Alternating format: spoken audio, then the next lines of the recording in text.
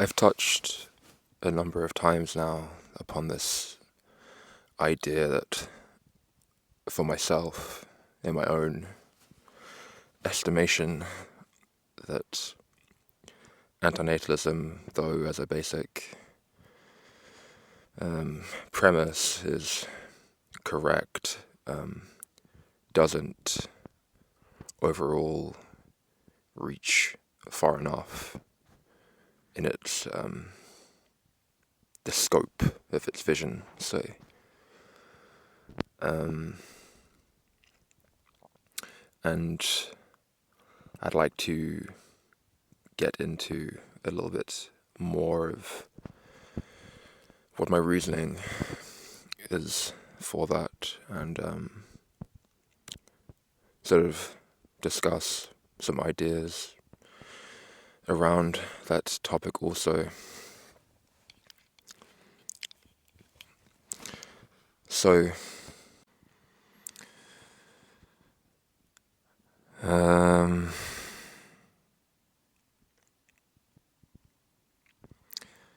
what I see is a rejection of life in some respects this is amongst antinatalists, that there is a rejection of life in some respects as a wholesale embracing acceptance of it in other respects. And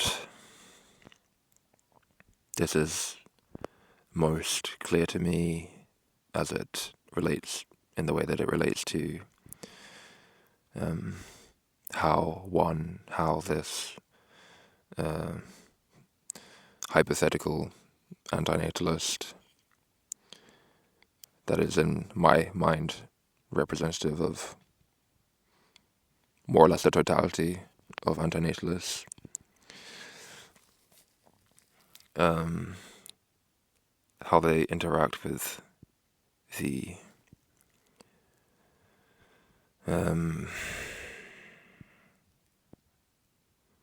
the appetites of the flesh, the carnal desires.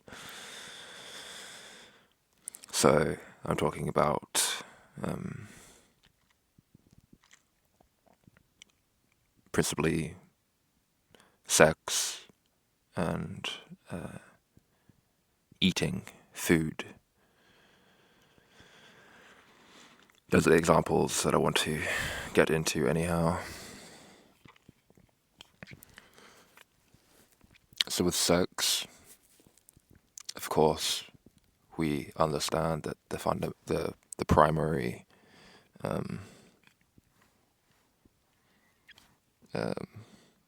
point of such is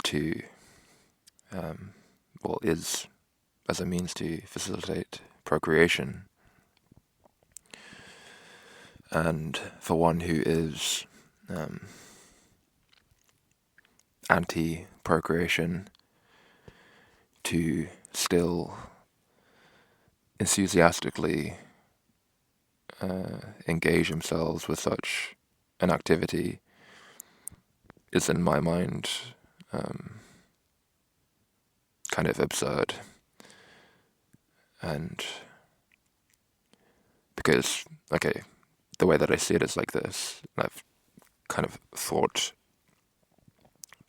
a lot about how to kind of put together a decent analogy that satisfactorily, for myself, highlights my view of this and why I see it as being absurd. So, it's like this.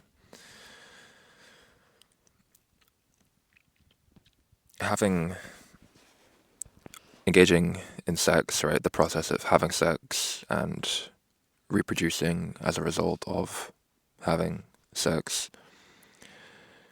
is like pointing a gun at someone's head and firing it, okay?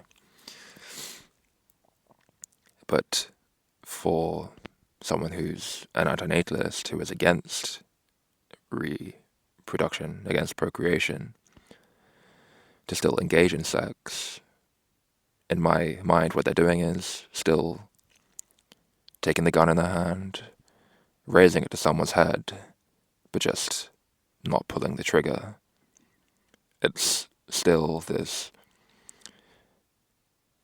fundamentally sadistic act in which all of the steps in the process are being undertaken.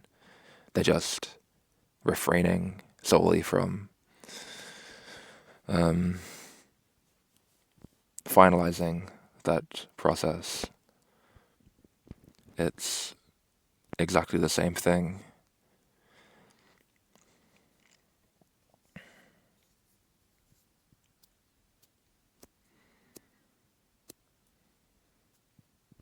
But I understand people don't see it that way. For the most part, right, and that they also have a overwhelming desire to take that gun in their hand, point it at someone's head. It is the very nature of their being. It is the soul.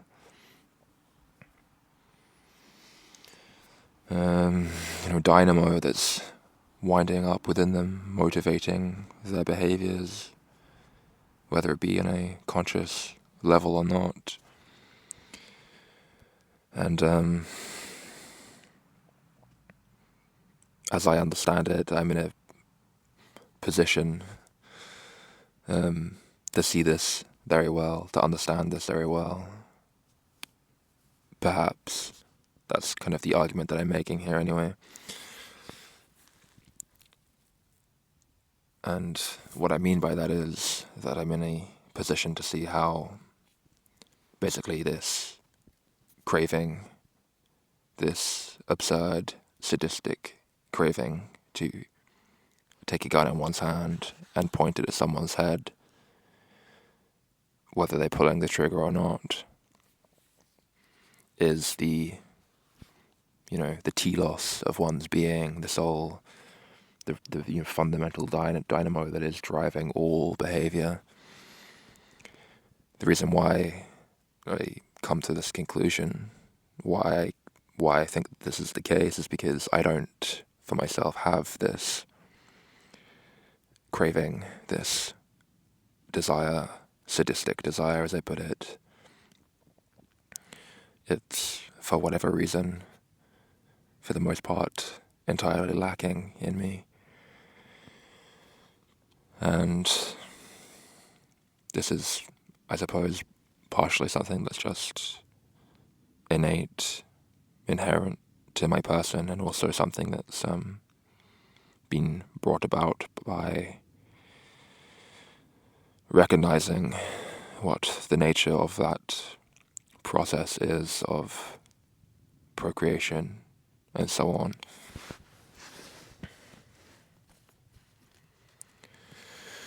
Because I lack this craving, this desire. It's not just taking up a gun into my hand and pointing at someone's head. That is, that process of behavior is entirely absent. It's all other varieties of behavior that the majority of people undertake are also entirely absent. Because of this lack of desire, there's a lack of desire universally. It's, I suppose in that sense I'm kind of a Freudian, right? It's identifying that libido is basically synonymous to life, energy. that sex is the sole reason for one's being, that civilization is a construct to facilitate this. It's at once something that facilitates it and also I suppose, sublimation of this desire, a rechanneling of that energy.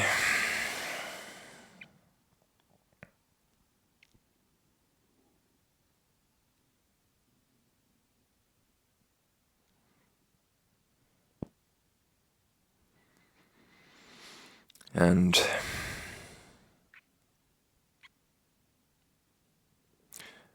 there's very little to no desire to interact with people of the opposite sex. It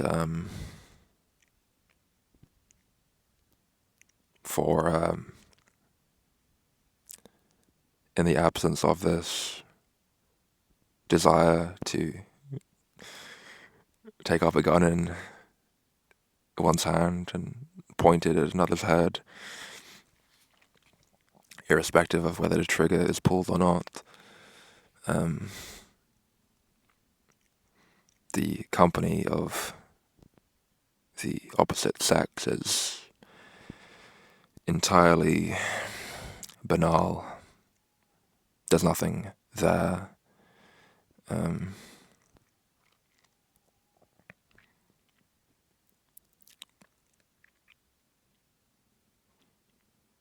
There's nothing to keep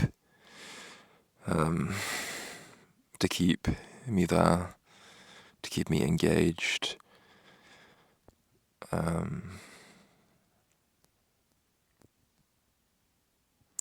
For it seems that the way in which the minds of the two sexes function, and so the way in which they function differs, and so as a result of that, the values, interests, and the depth and intensity and motivations for such thereof also fundamentally differ, and there's no real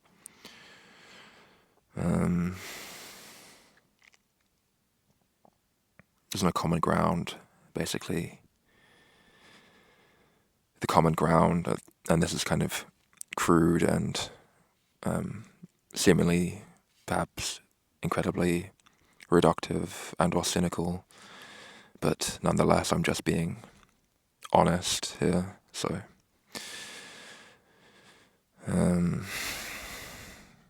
it basically seems that the sole common ground between the sexes is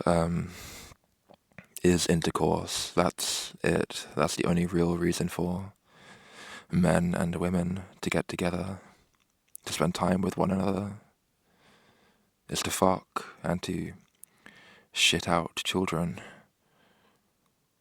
to condemn more sentience, to a dismal, strife-riddled incarnation in this realm. It's a trick, basically. And people know this on some level. Men, certainly. You know, there's the whole post-nut clarity thing, right? Where after the point at which a male ejaculates, they suddenly have this realization that they were not in their right mind, say. They were in a kind of trance, And we know from science, I'm not going to get this entirely correct, I can't recall the exact details to mind, but when people, certainly men for sure, are sexually aroused, I guess it's the frontal lobes, right? The part of the brain that deals with reasoning and logic and so on is suppressed.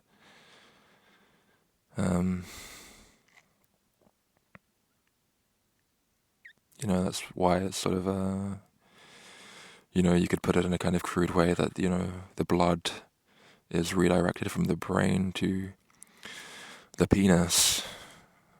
And in a sense it very much is. It's its own sort of brain, right? Except it's a brain that's entirely void of neurons, unlike other organs that actually do have neurons in them, such as the gut and the heart. But the sexual organs are just like the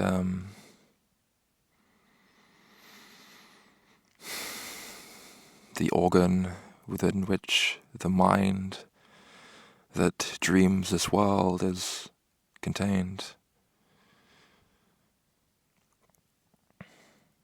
It's an organ that is void of neurons, that is void of sentience.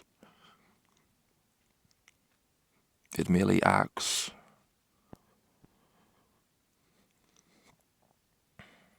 It acts blindly. It is Samael, the blind one, the blind power.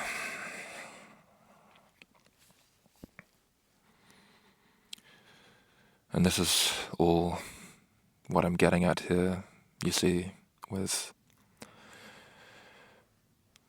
the fact that antinatalism doesn't peer deep enough into the reality of this world. It rejects only one small portion of it, when it should reject the whole, as, the microcosm that they have rejected is merely a reflection, is nothing more than a reflection of the macrocosm.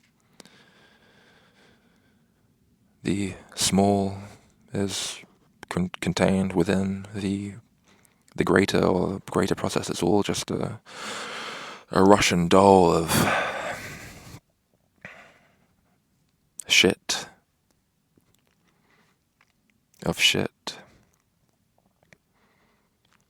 But people are blinded by the glamour of its appearances.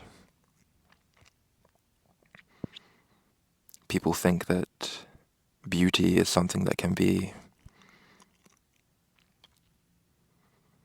appreciated and consumed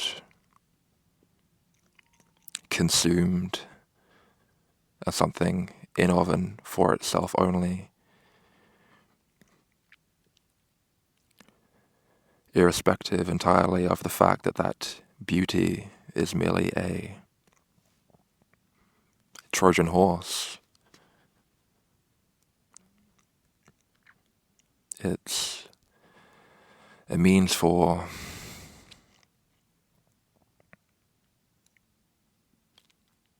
entrapment.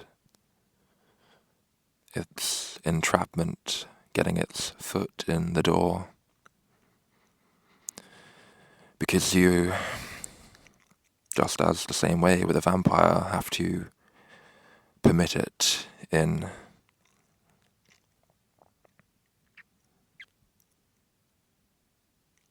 Even though, admittedly, one is coerced to do so, one ultimately still permits it in. Because the force of entrapment, that beautiful glamour, sees you as being simply too fucking stupid to see that you're being coerced, and so entirely deserving of that which occurs as a consequence of your apparent stupidity.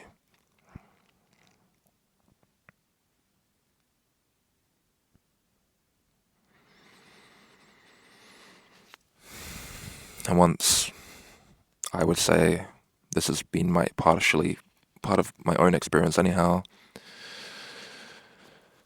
once one begins to come to an awareness of these apparent facts, the deeper nature of this reality, the beauty begins to appear ugly. Because you know what it is, what it does, that it's just an appearance, and that the pleasure it elicits is entirely fleeting, and is simply the other face of one side of a coin, upon which the other side is pain.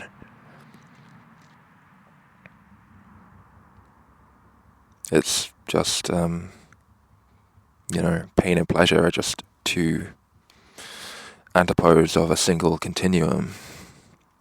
It's the same thing.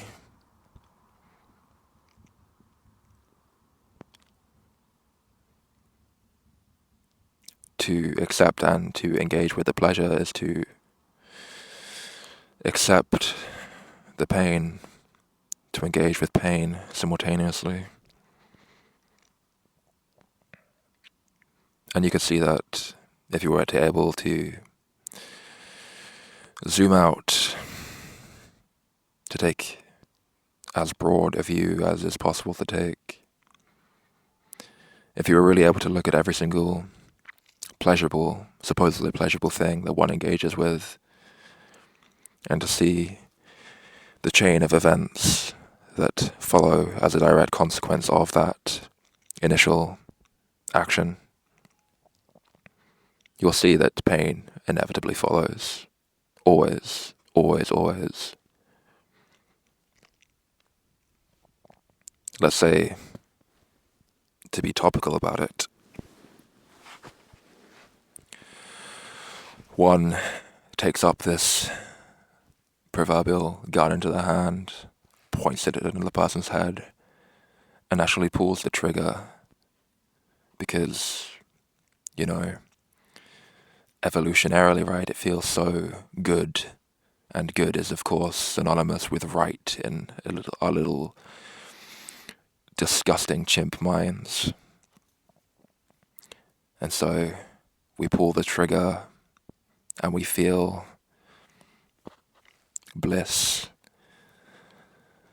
Our brains are flooded with pleasure hormones.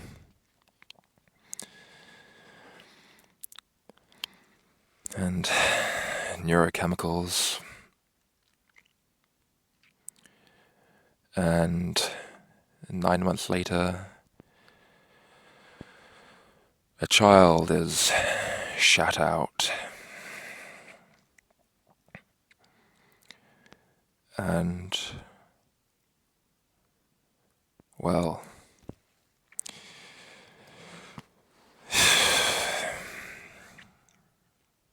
to say nothing at all of the fate of the child, right? The horrors that they are going to inevitably experience throughout the course of their life, and ultimately experience their slow and gradual disintegration, the atrophying of their body and mind, and the onset of disease and decay. let's just look at your own experience, right? The experience of the couple that engendered this child. More likely than not, they're likely to come into conflict with one another. As I've already said, that men and women are basically incompatible on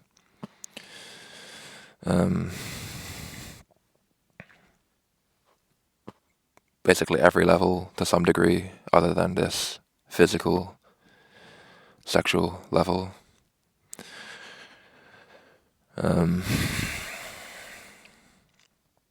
And so you feel yourself alone by yielding to or seeking out this few moments, minutes, seconds of pleasure, are likely also to take on board, all manner of interpersonal conflict as a result of that.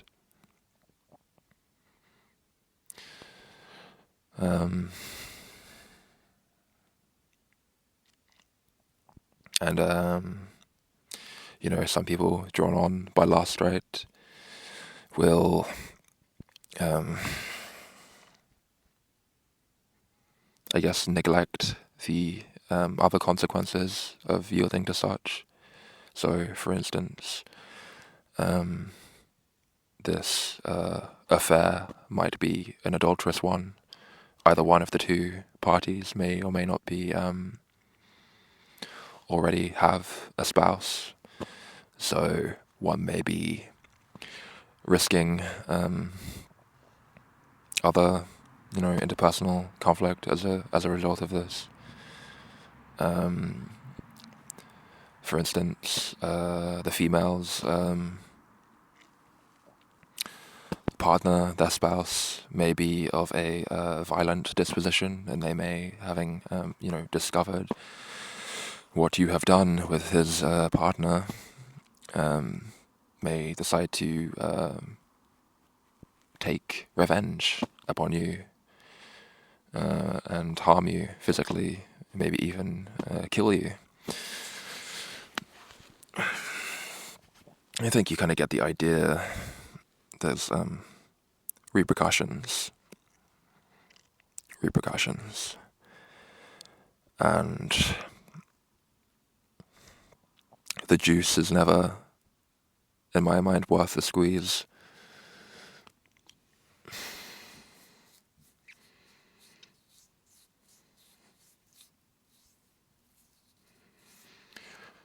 I see a lot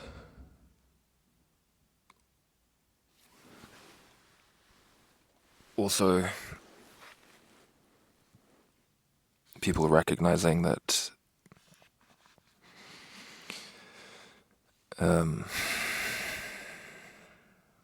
people, getting into their late 20s or 30s even, who haven't had children and don't have a family, say, and they begin to, well, having not previously desired such, begin to become increasingly aware of the emptiness, the vacuity of life, of existence, and as a result of such begin to idolize having a family, having children. And in many cases actively begin to seek doing such a thing, to have children, to start a family. And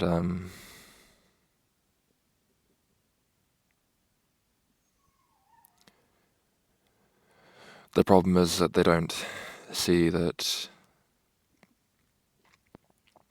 that too is having the child, having the family is equally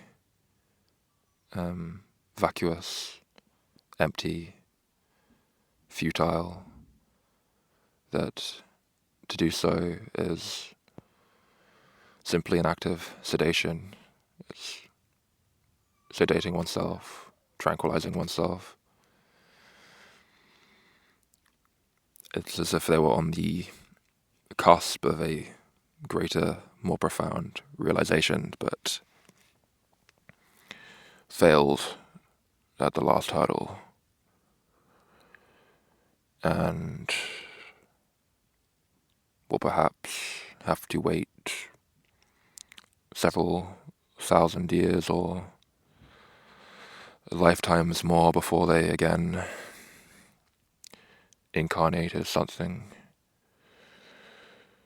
human-like in some world or another.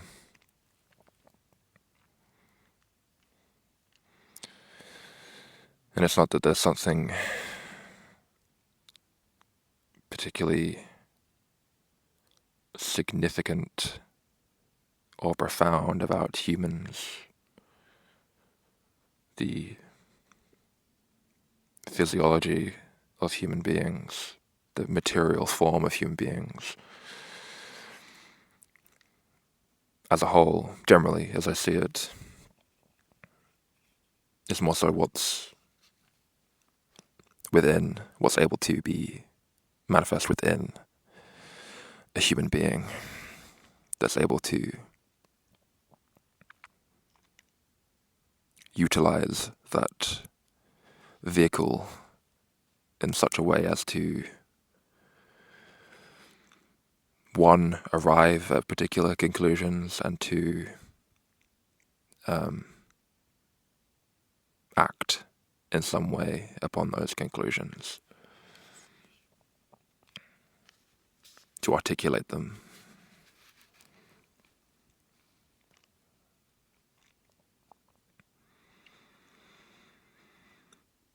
But the human form itself, the physical body, basically, as I see it, is just no different than any other life form in its purely in a material sense. It's slop in a bucket. It's no different than when you leave a bucket out in a hot, humid environment and those little sea monkey type things begin to form within it.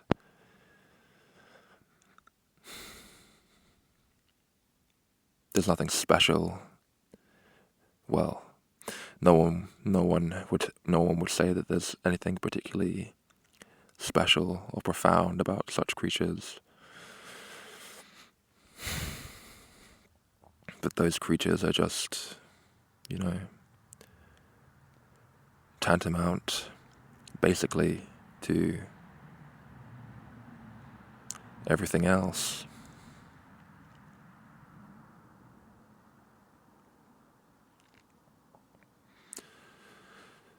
It's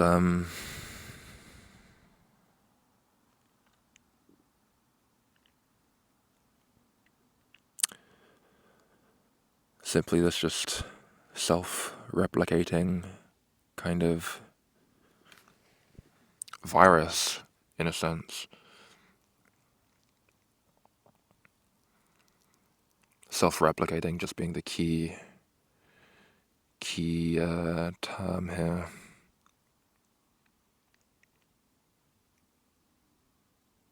It's nothing going nowhere for no sake whatsoever. And it does so blindly.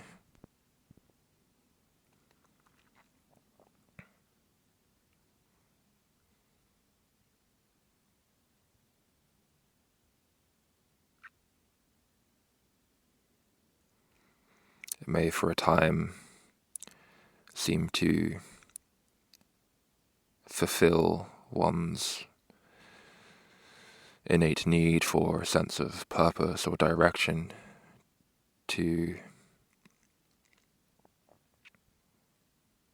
consent to this process, to self-replicate. But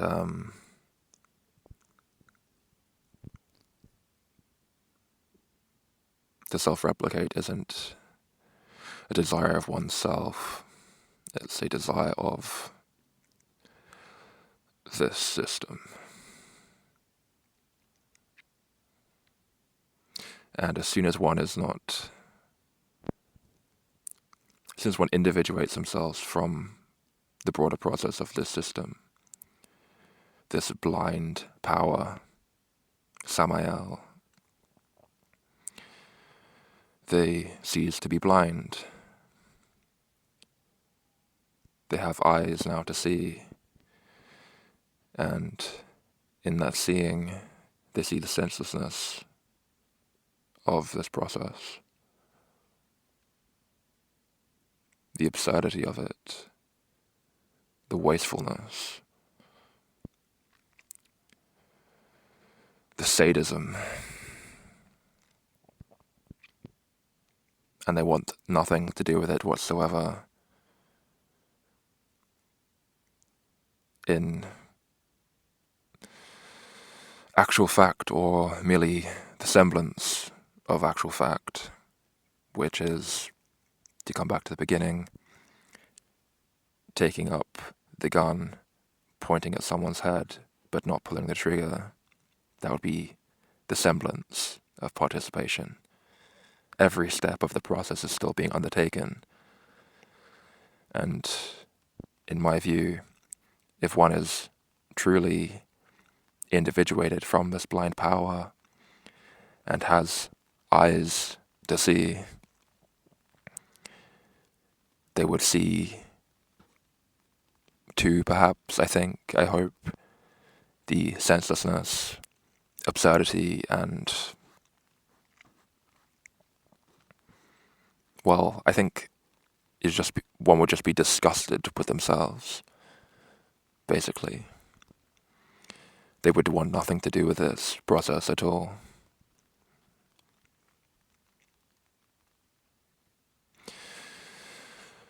And, yeah, okay, that's all I have to say, I think, for now. Thanks for listening.